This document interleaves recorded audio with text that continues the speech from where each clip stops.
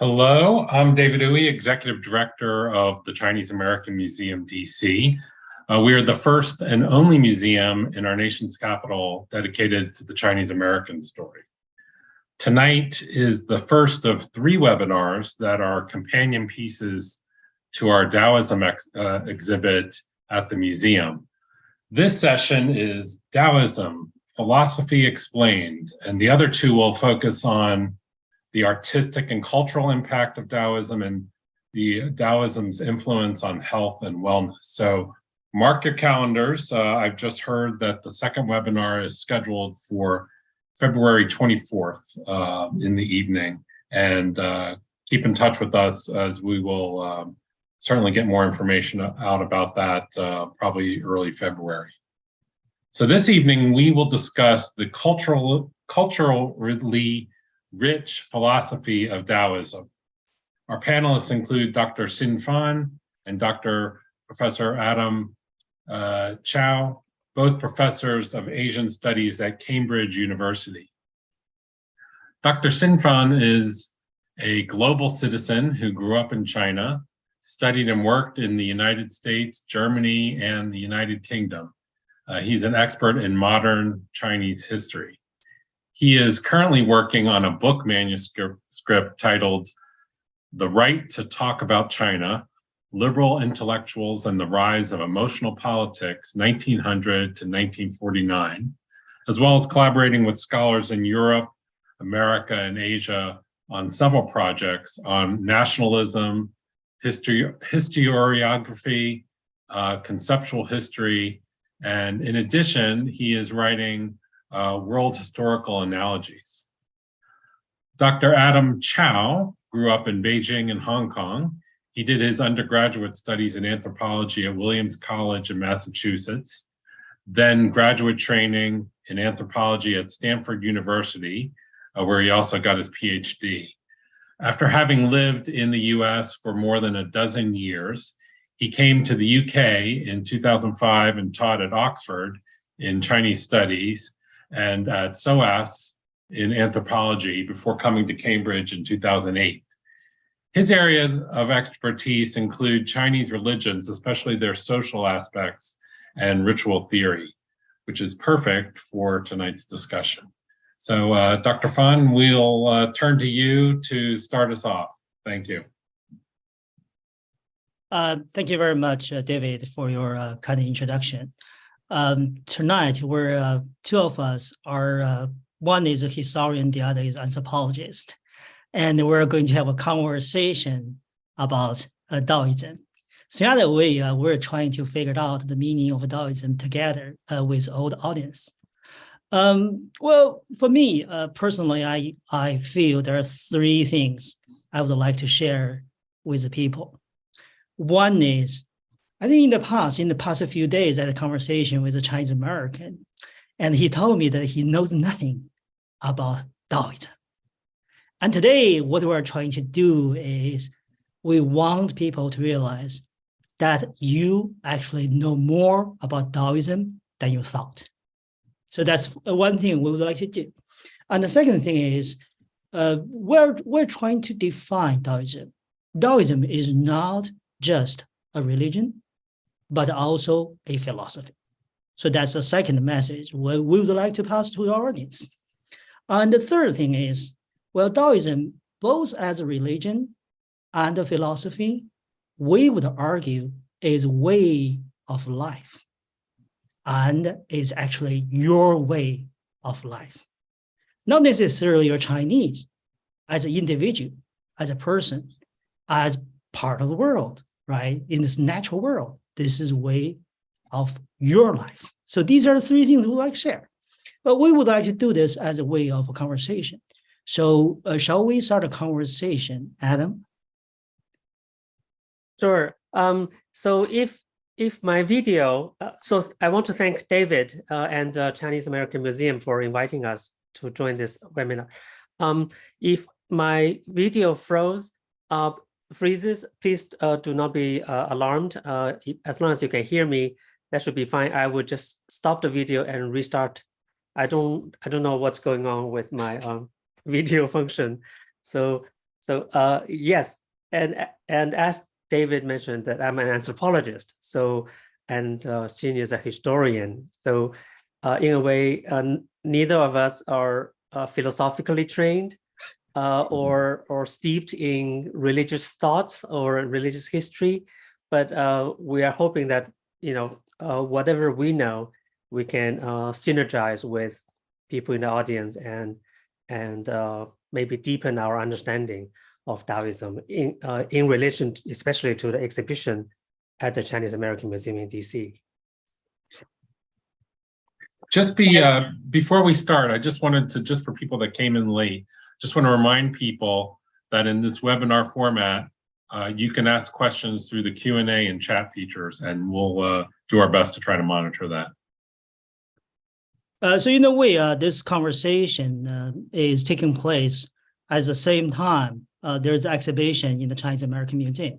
It is called Taoism Pursuing Harmony Between Human and Nature. But for today's conversation, we have a goal, right? We're told that we have to explain Taoism as a philosophy, and we have to explain it. But I think a lot of people know the beginning of Dao De Jing is Dao ke Dao, Fei Chang Dao. So in other words, Dao, right, can be told, can be explained. But once you explain it, it's not going to be the Dao. So in that case, what is our strategy to have this conversation, Adam? I think the very first thing we need to explain to our audience is what is the difference between Taoism with the T and Taoism with the D? Yes. Because not very long ago, a young person told me that she thought Taoism and Taoism are two closely related religions. So we just want to explain that, in fact, they are the same thing, just different ways of rendering because of the history of Romanizing Chinese words and Chinese sounds. You will see Taoism and Taoism in different places. So increasingly, the academic world, the academic study of Chinese religions are turning towards rendering it as D, so Taoism. But T is still very, very widespread. So so people should know that they are the same thing. Also, so allow me to remind people, if you see the image of the exhibition, right, you can see the coexistence of two spellings. The first, the title is the T, right, Taoism.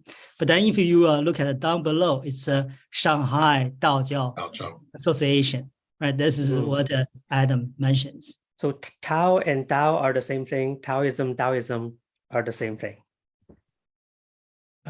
So yeah, I feel that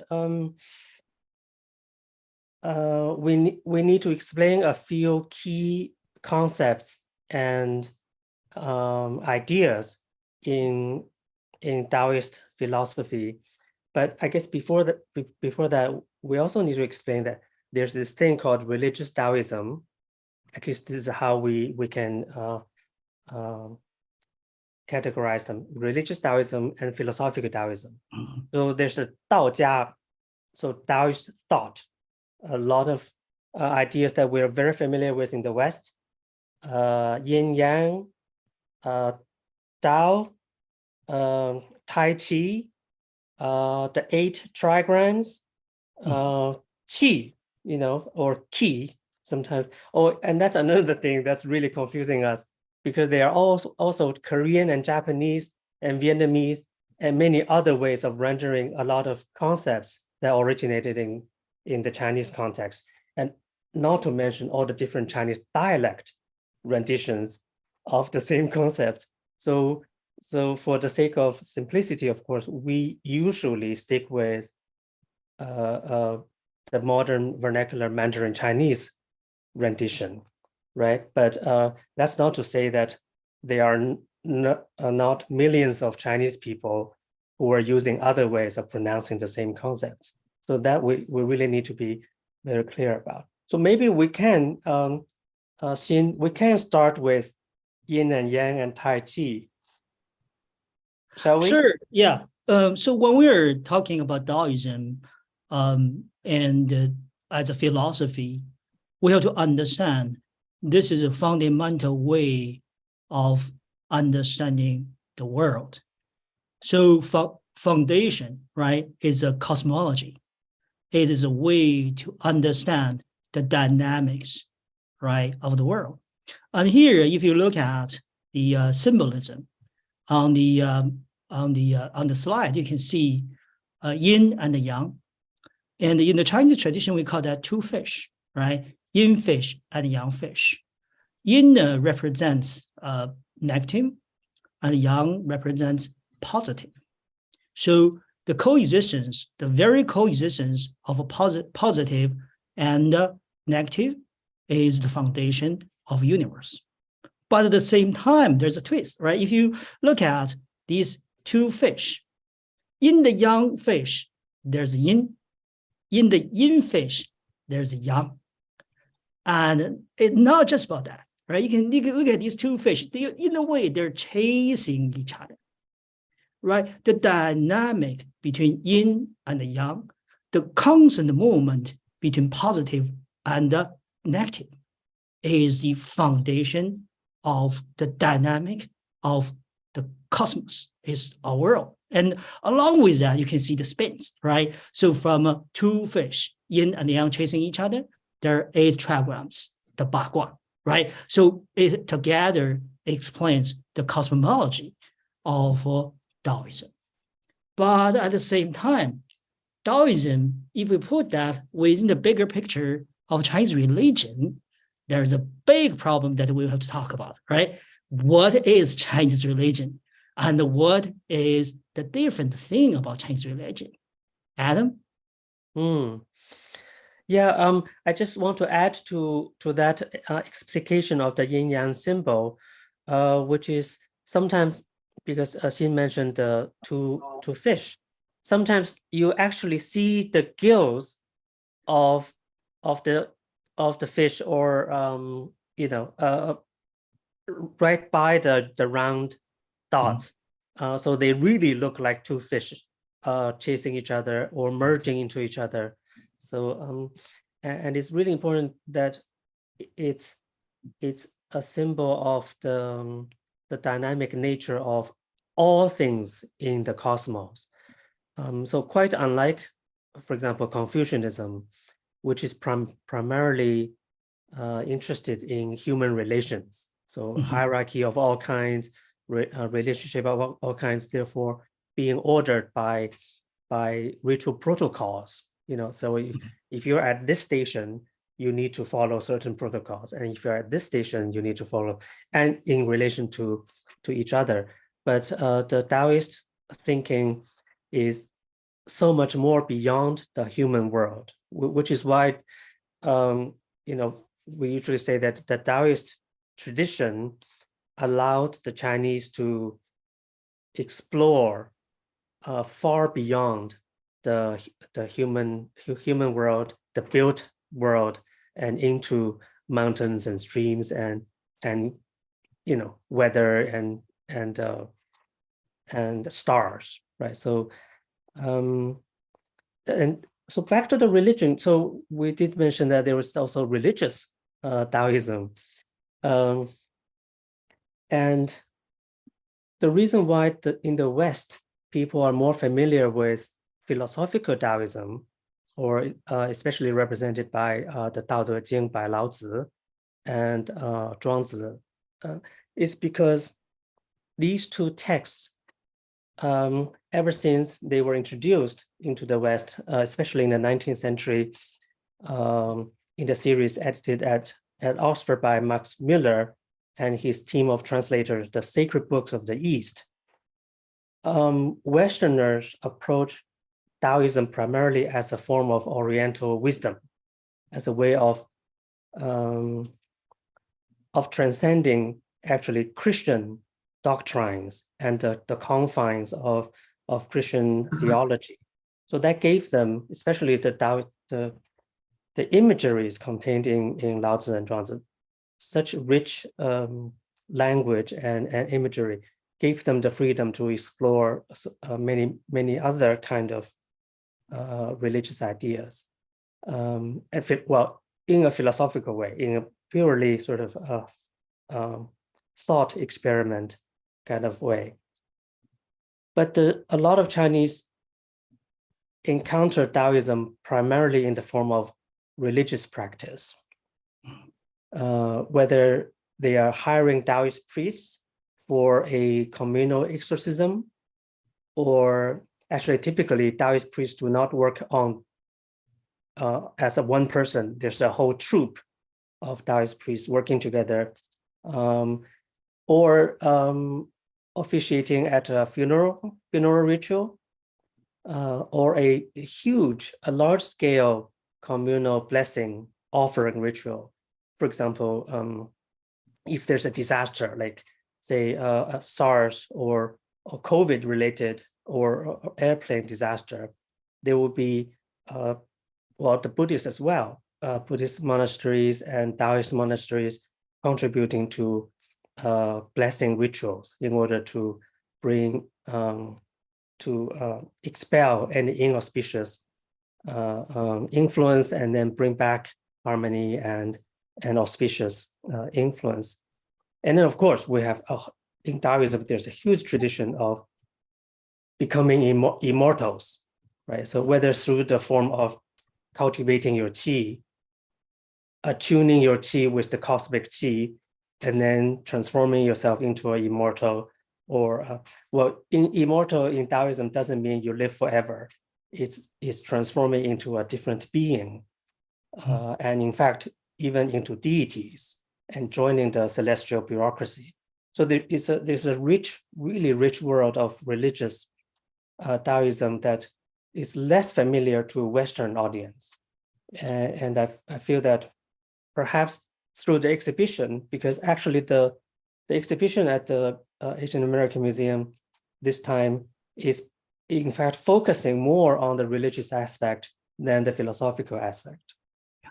Dr. Chau, can I ask a question, which is, yep, barring the Cultural Revolution, either as a religion or philosophy, are there many people, let's say just in Asia, let's just focus there, that refute Taoism in any way? Or is it so embedded in culture that it's generally accepted on some level? Good question. All religious institutions and personnel were suppressed during the high Maoist era, so especially during the Cultural Revolution. So, tens of thousands of monks and priests were forcefully laicized. So they say, for example, previously they were monks, nuns, or Taoist monastics, or Catholic priests. They would have to go back to the normal world, get married if they're not married, and form families. So that was a huge blow. And of course, temples, many temples were closed or destroyed, and artifacts taken away or destroyed. So in that sense, Taoism, just as Buddhism, Catholicism, Protestantism, and Islam, was no longer very active during the Cultural Revolution. However, in times of difficulty, the Chinese people often resort to thinking that you might want to label Taoist. So, for example, in adversity, you would treat it as just sort of a course that runs in a particular way, and you would not. So just like non-action, Wu Wei, which is very familiar to a lot of Westerners, you do not strive too much to counter it. So there's a general political climate that that prevails, and therefore you have to sort of follow along, Mhm. which may partly explain actually some of the large scale, how would you call it, violence and disruptions of society because of the way that the general political wind and climate are just too overwhelming for individuals to counter. So that is often recognized as the so-called pacifism, right? Like there's a way of not striving, not fighting. So it's difficult period. Yeah, so Taoism as a religion, so this is something that is deeply embedded in people's life, especially in ordinary people's life, right? That's something we'll talk a little bit more later. But shall I invite you back to the idea of philosophy, right? Because in America, some people know about Buddhism, but less people know about Taoism. And what do you think is the reason for this, right? So why people in America, even among Chinese Americans, few of them know about Taoism as a philosophy or as a religious practice, I guess. If people go to college and take Oriental philosophy or Asian philosophy classes, they would have encountered philosophical Taoism, right? But you're right. The average American person would know much more about Zen Buddhism, for example, than Taoism. Perhaps it's Hollywood's fascination also with the Dalai Lama. I think that that may have, at least in the 20th century, I think that may have also given it a lot of visibility. That's so possible, here, yes. Yeah, here we want to play the little trick, right? For people who know less about the Taoism and having a difficult time, right? Differentiating Taoism, Confucianism, and Buddhism. There's this one story, right? So I invite you to look at this image on the right. 3 elders, right? Older persons tasting a jar of vinegar. Okay, so let me just give you 3 answers. And can you place these answers to Buddhism, Taoism, and Confucianism? So 3 of them tasting the jar of vinegar. One person said, well, this is so sour, right? We need to add a little sugar in it. So this is the first one. And the second one, this person says, well, this is bitter. This is bitter. Not good. And the third person said, well, this is sweet. Delicious. So who is who? Who is going to be the Confucian scholar? And who is going to be the Buddhist person? And who is going to be a Taoist? What do you think?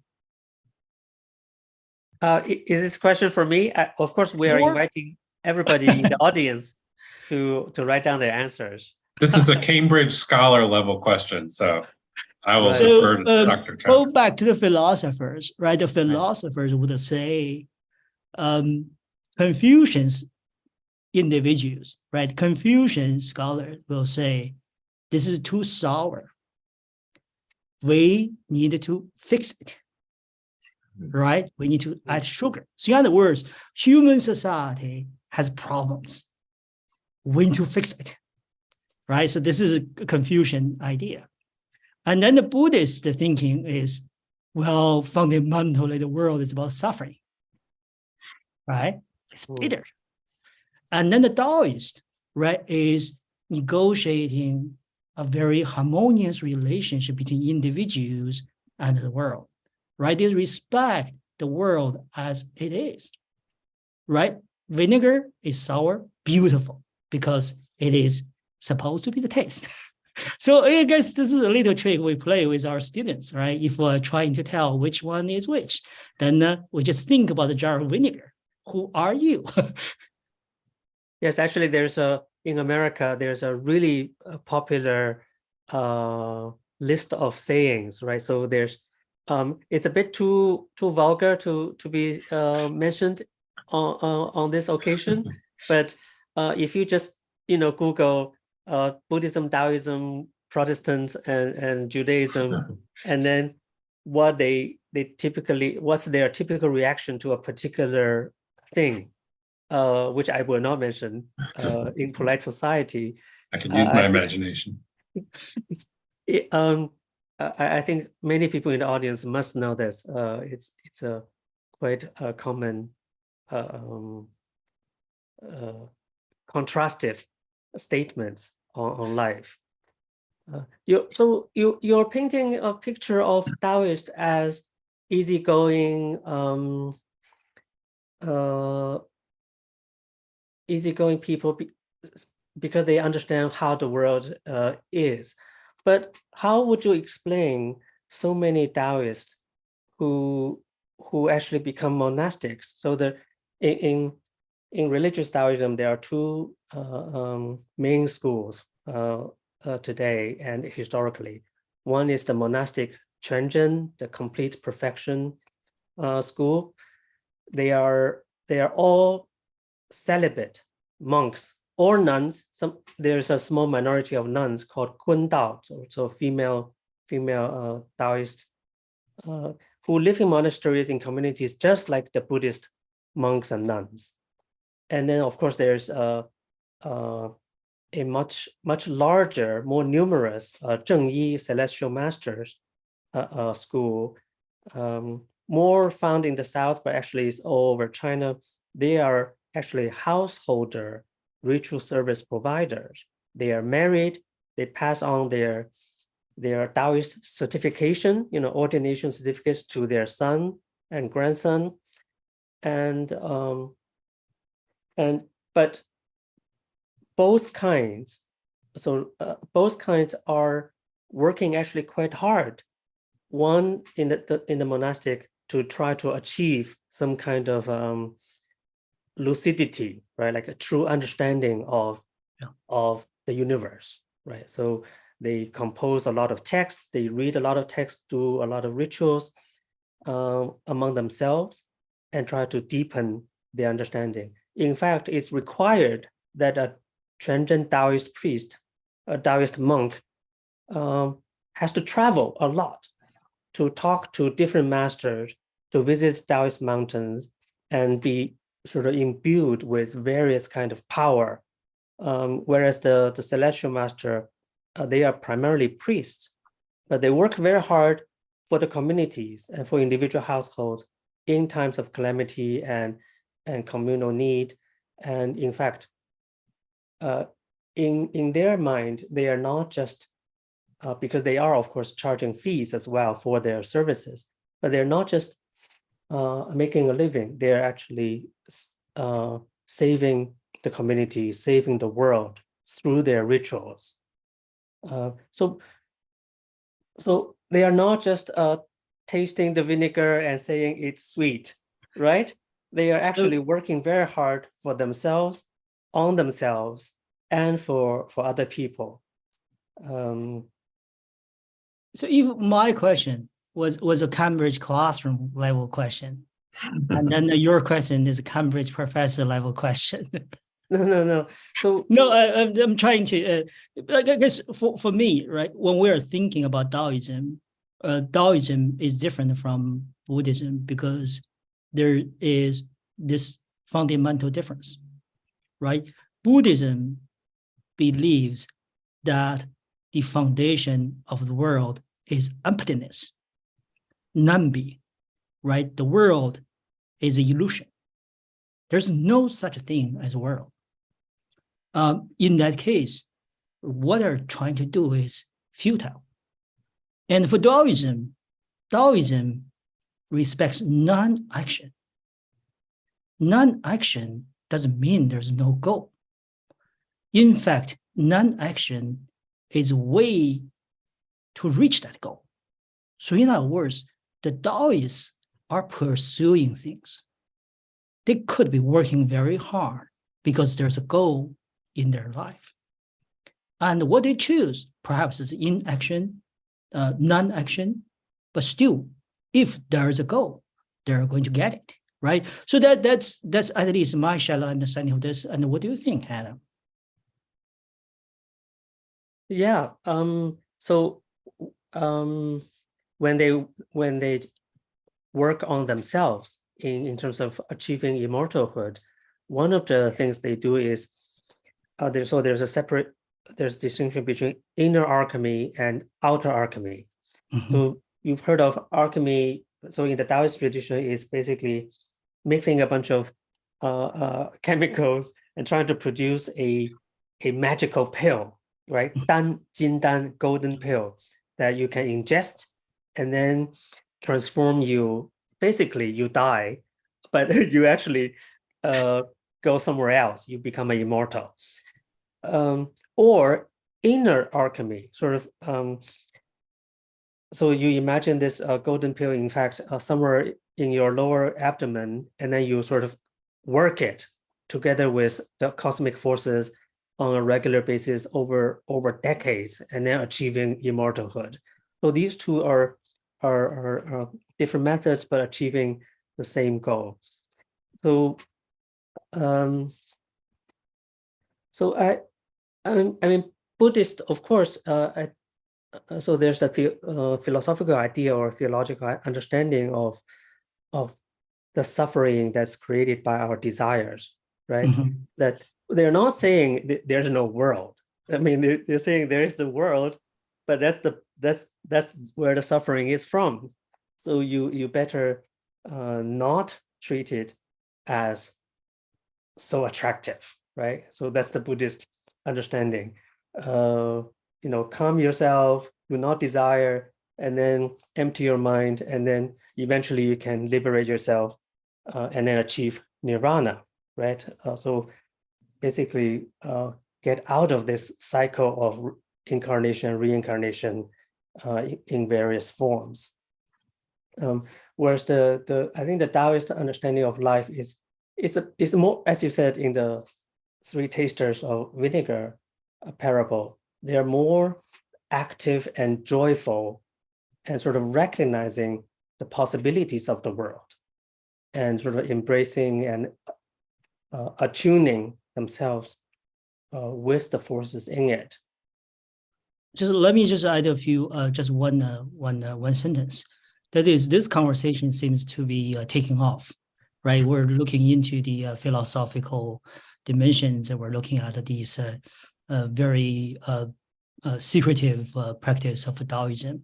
But at the same time, we want our audience to understand this is not too difficult, right? This is actually related to the popular culture a lot. When Adam divides Taoism into two groups, two sects, one is Quanzhen, right? And for people who read Jin Yong, you will know that Qiu Chuji is the big important individual in Quanzhen movement, right? And Qiu Chuji is a very alive caricature in the novel 射雕英雄传 or Legend of a Counter Heroes translated in English. So in a way, Qiu Chuji or Quanzhen is something that is actually quite popular in today's contemporary Chinese culture, right? Mm-hmm.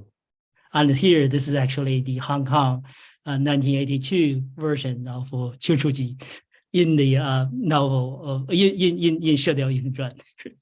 For those people in the audience who do not know Jin Yong, he's a Kung Fu novelist, but he also wrote many other things. But his Kung Fu novels are the pretty much closest to the most read by Chinese people in the past, say 4 or 5 decades. Mhm. So you basically do not encounter a Chinese person. Well, it is a little gendered. I think more men read Jin Yong than women because of the kung fu and martial art nature, knight errants. But still, you do not encounter a Chinese person who's over 20 years old who just hasn't read any Jin Yong. It's that popular, and everything was turned into TV dramas, and I'm sure there are video games these days as well. But And can then I there's ask you a a question? question. So why? So there are a lot of Buddhist and Taoist figures in Kung Fu novels. Yes. What kind of role do they play, especially the Taoist ones? Because often they are incredibly accomplished martial artists. So why are they there? This is a question that is beyond the level of scholarship, right? I don't think I had read anything from a scholarship on this issue, and maybe today we're going to produce a piece of scholarship. But from my point of view, some people in the audience would pursue this as a postgraduate. Perhaps we can do this as a thesis collective topic. project. Yeah. Because my impression, it's been a long time that when I read Jin Yong. But I did read a lot of Kung Fu novels, also Gulong and other.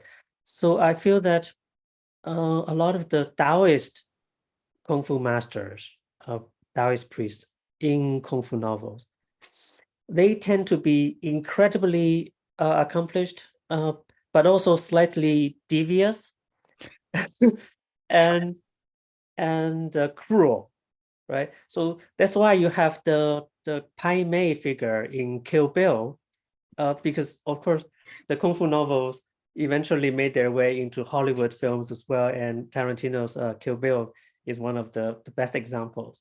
So this Pai Mei, literally meaning white eyebrows, right? So you can see his white eyebrows. Pai Mei, by the way, is probably a Cantonese rendition because Pai Mei in the film speaks Cantonese. And then he lives forever, right? Like, so nobody knows how old he is because there are legends about him killing Shaolin monks and all that. But so Pai Mei, as you know, was training these Westerners who went to seek him out, and then he treated them really cruelly, and especially the bride, right? The kiddo, the figure played by Uma Thurman. Like, so, and that's a typical stereotypical representation of Taoist masters, right? They are not kind like a Confucian gentleman, right? Mhm. And they are not kind because Buddhist monks, they don't kill animals. They tend, usually they're non-violent, right? But the Taoist masters are often represented as somebody who's a villain, basically. So I think, so as a literary figure, the Taoist master is useful in that sense, right? It represents kind of free spirit and therefore not bound by moral precepts in normal society. And maybe allow me to suggest a perspective. That is, when we are talking about Taoism as religion, this is the concept of today, right? This is a 20th century, 21st century modern concept. And if you were looking into the history of China beyond, right, before 20th century, there are many, many groups of religious practice that can be bundled together into the thing we call Taoism. And within that group, right, oftentimes we could find rebels or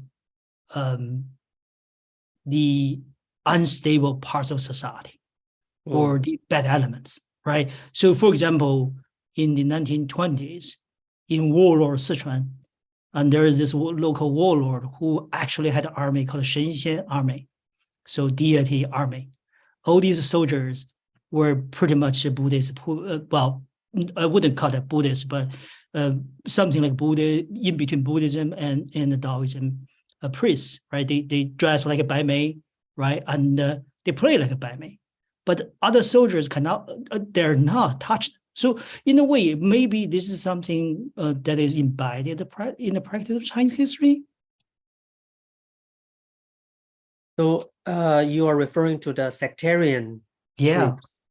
And who oftentimes, right, played a role in the local instability, right? Sometimes rebellions, sometimes religious movements, or sometimes, well, whatever you call it, cults. Yeah, and these sectarian groups usually referred to as something Dao, or something Men, or something Jiao, or something Hui, right? So during the well, in the PRC today, still they are grouped under the rubric of Fandong Huidaomen, the reactionary sectarian groups. So they are illegal and cannot operate openly. Right. But historically, more than a century, well, over 2 centuries, there were all kinds of such groups. In fact, the very beginning of religious Taoism was exactly one of these groups, starting in Sichuan, the Wudou Mi Dao, which eventually evolved into the 2 branches that we mentioned in Taoism. So, and in fact, both this group of Taoist communities and many other subsequent sectarian groups, they have the so-called what's the word, salvationist ideology, that they, for example, believe that the world is coming to an end. You have to join our group, otherwise you wouldn't be saved. And then once you're saved, you'll be peopling the next world. You know, that kind of ideology still often used in sectarian groups today. And they're influenced by both Buddhist, Taoist, and other kind of thinking. We have a lot of questions. Can I throw one out to you? It might relate to what you were just saying, Adam. It says in China, Taoist temples often feature side chapels, which are have dioramas of life in Taoist hell, or various sinners, which are quite frightening. I believe I saw one of these as a child, and I think back to it even to this day. But is that something that is common, or did we just happen to chance on a couple of unique sites? No, they are very common. There's a very famous one in Singapore called Fu Pao Villa. That might be the one that I saw. The tiger and dragon, tiger and leopard garden. And there's also one similar in Hong Kong. And indeed, in many temples, you have murals depicting the kind of cruel punishments people who committed sin when they were alive are subject to. Different crimes would call for different punishments, and these punishments are incredibly graphic and traumatizing especially for young people, children, and children are often brought to them. Well, it's a form of moral education, of course, is to warn people not to do bad things. Yeah. But I think it's a mixture of Buddhist, Taoist influences. It's not so that you can find them in Buddhist temples as well. And, well, it's highly effective. I think it set me straight a long time ago. Right. Xin, did you have a few more slides you wanted to go through, or do you want to jump into the questions? Because I feel because the conversation we just had was really digging into Chinese history, but we also would like to raise the point that in America today, people actually know or heard of more about Taoism, right, than before. So, for example, this one, there's actually a very strong Taoist influence. And of course, we all know what this is about, right? Kung Fu Panda. So in that case, when we're looking at the Kung Fu Panda, the idea of Wu Wei, or the idea of even the name Shifu, right? They are really very much tightly related to the Taoist tradition in China. And of course, Kung Fu Panda is one of the examples, so-called Chinese culture, right? So here you can see that Buddhism is being introduced into America.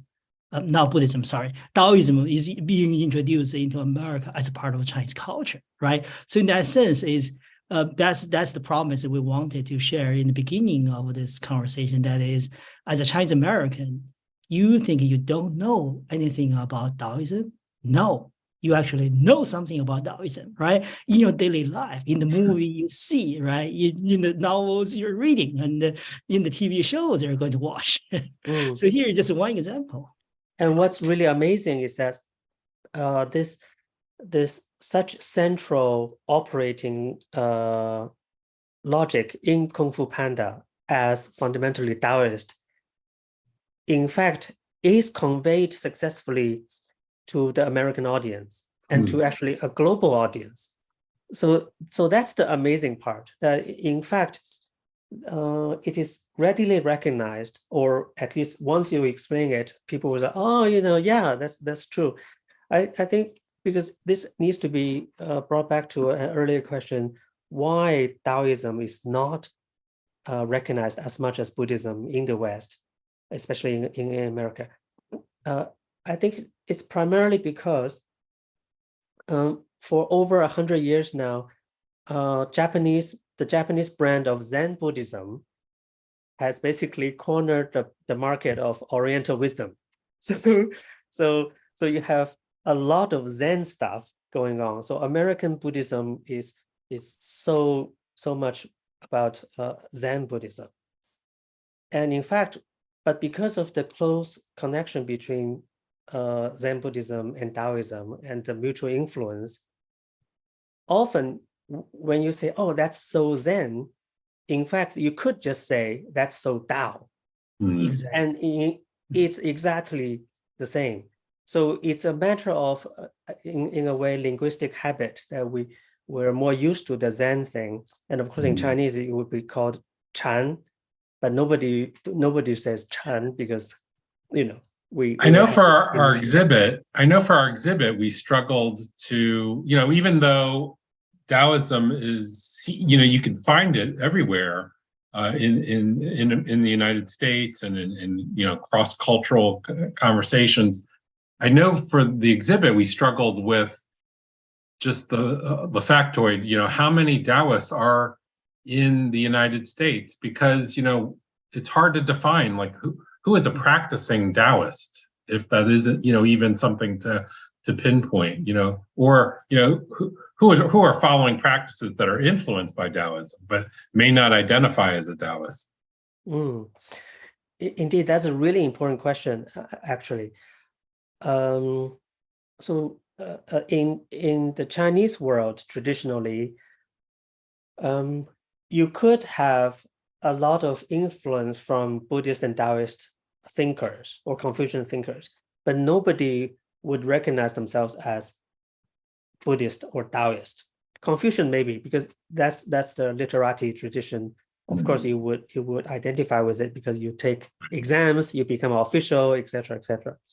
But unless you're a professional Taoist priest, or unless you're a professional Buddhist monk or nun, the rest of society, no matter how many hours they devote to chanting Buddhist Sutra, they can be very devout. They don't call themselves Buddhist, or they don't say if they study Taoist in Alchemy texts and all that, burn incense, meditate, they wouldn't call themselves a Taoist. so that's the thing. So you never go to China and say, are you a Taoist or are you a Buddhist? Because that will not give you a statistically meaningful survey. I think the same with America, especially because of the New Age movement. So many people are familiar with Buddhist and Taoist ideas and texts, but they will not call themselves Taoist. Right. Another question, if I can. What about Feng Shui? Does that tie into philosophical Taoism? Xin, would you want to say a couple words? We just had a conversation with a architectural historian from South Korea today. It's actually today. We just had a conversation with him. And for him, right, this is an expert in the field.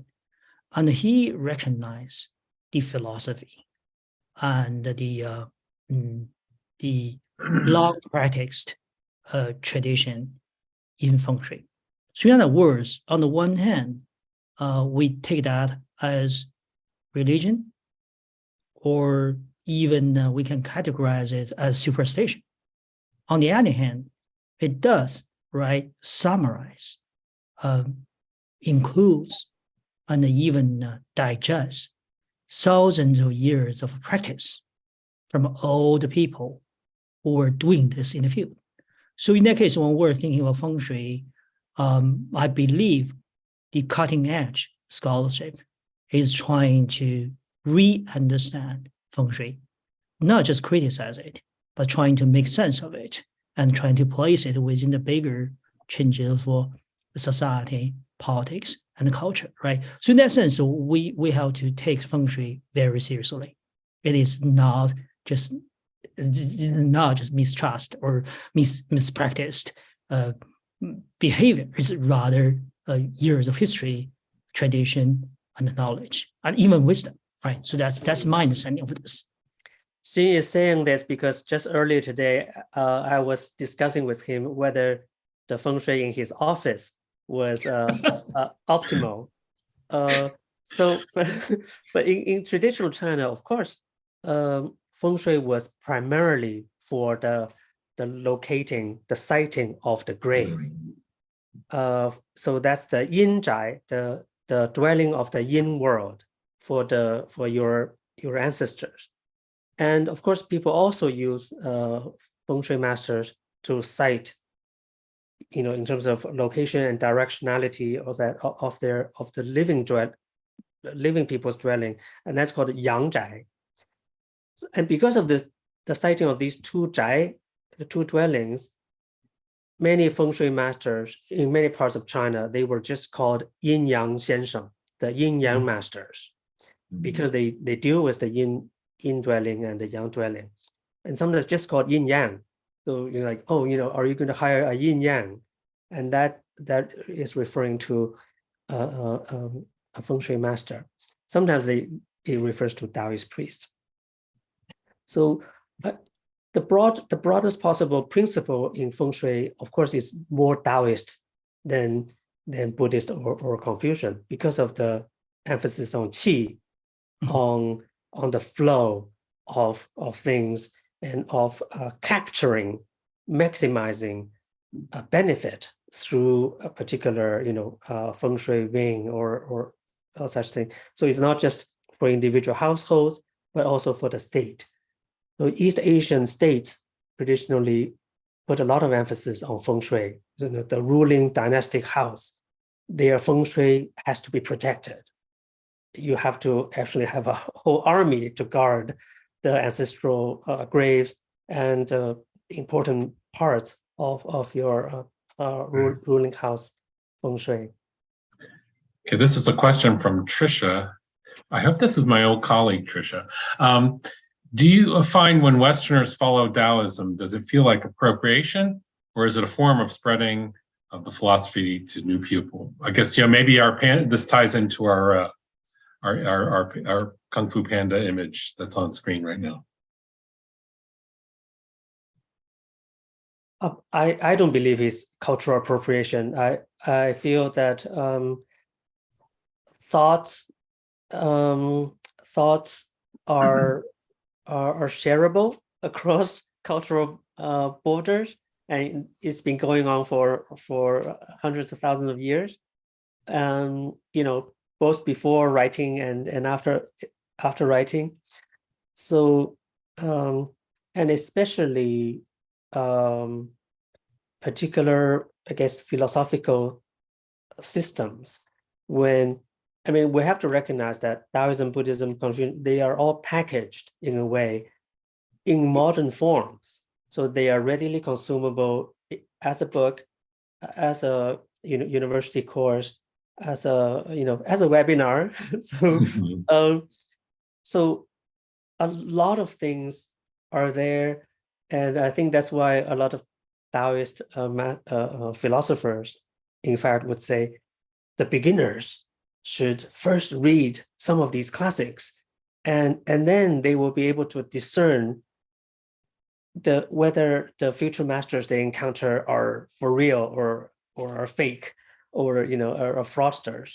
So just as the Chenzhen monks need to travel to different places and encounter different masters, not just Taoists, they should also talk to Buddhists and other people.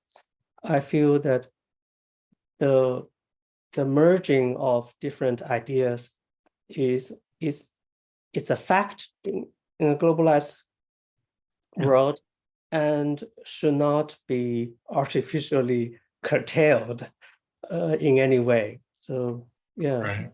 And please allow me just quickly follow up on this, because when we're thinking about Taoism in China, in most cases, right, if it's not just a religious practice, in most cases as philosophy, it is being shared with other ideologies. So in other words, when we're looking at the fundamental, in a way, the fundamental intellectual change, right, in the last 1,000 years in Chinese history, intellectual history, is really about the integration, coming together of Buddhism, Confucianism, and Taoism. The people in China in the last 1,000 years, they were not rejecting any of them, right? They were trying to bring these different intellectual trends or different origin streams right together. This has been the long practice of Neo-Confucianism or even Taoism itself in China. So there's no reason for people today to reject Taoism because they're foreigners. The practice of Taoism because they're not Chinese, right? So that's what I'm trying to say. Right. I think the question came from someone who might worry that it's not rejected, but rather overly enthusiastically embraced, and possibly be deemed sort of appropriation. Yeah. Well, I think in the case of Kung Fu Panda, even though it's made for children, you can sense that there's some sensitivity and attention to doing the research or background, and making sure that it's accurate, even as a cartoon. Yeah, and it can be, Kung Fu Panda can be profitably viewed side by side with Mulan, because Mulan, of course, has a lot of Confucian values being expressed. Yeah, there are a lot of interesting popular culture references. Well, I think we are out of time. And I'd like to say thank you to Dr. Fan and Dr. Chau. Also behind the scenes for this webinar and our exhibit are Jenny Liu, Feng Shan, Rita Louie, as well as Xin Ren and Clarissa Chu. And also special thanks to the Shanghai Daoist Association, which helped with this exhibit. Be sure to see the Taoism exhibit at the Chinese American Museum here in DC, which I believe is running through April. And once again, mark your calendars for the second session of this series on Taoism. And that has been confirmed for Friday, February 24th, probably around the same time, 6 to 7 p.m. So look out for details on that via email, social media, and our website. Just make sure that you're on our list. And that should probably come out in early February. So thank you so much. I appreciate you negotiating the London time zone difference.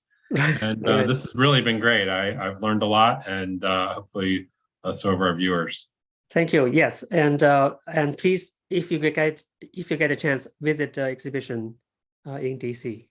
Adam, show us your book. Oh, right. So if you are interested in the practices of Chinese religious traditions in contemporary China, so I would just plug my recent book, 2019, from Polity Books. I think you won't find a lot of Taoist philosophy in it, because I'm an anthropologist, and primarily I'm looking at religious practices as embedded in social settings, pilgrimages, temple festivals, etc., etc. But I think it'll be fun. And may I also promote my colleague's work, Roel Sterk's, on Chinese thought. So there you will find a lot of things on Taoism. So in comparison and contrast with Confucianism and Buddhism in early China. Absolutely. And this webinar has been recorded, and usually it takes us a few days, but we will put an edited version of this webinar on our YouTube channel. So we usually send out a link to all of the registrants of the webinar, and we'll include links to these books. And Dr. Fan, do you have anything to plug? No, I'm good. But Happy New Year. Yeah, Xin Yan Kuai Le. Yes, Xin Yan Kuai Le. Yes, everybody has a great year of the rabbit. Same to you. And 恭喜發財. All right, take care. Sorry about my video quality. Oh, it ended up on like a very artistic rendering. So. Right, like a Taoist priest. All right, well, good night, everybody. We had a great time, Bye-bye. and thank you for joining us. Bye-bye, David. Thank you. Bye-bye. Thank you, David.